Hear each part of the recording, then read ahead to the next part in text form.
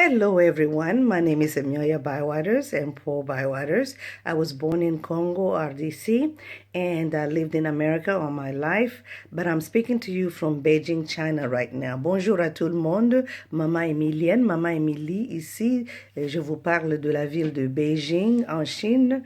Et bandeko nanga ba Congolais, mbote na bino mingi, mbote na bino.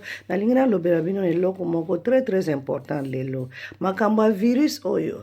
Tala biso na Chine eloko tomelaka mai ya moto okati ba citron na yo ou bien ba concombre ou bien otie ai na kati toute la journée ozomela kaka mai ya moto oyo nde kosalisa bino eboma ba virus wana eza na mongongo na yo avant meme ekende na nani na kati ya libumu na yo.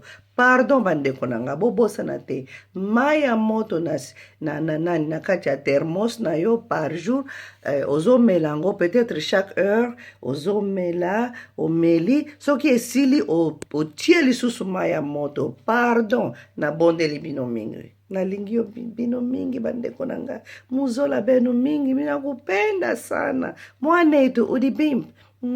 Ciao.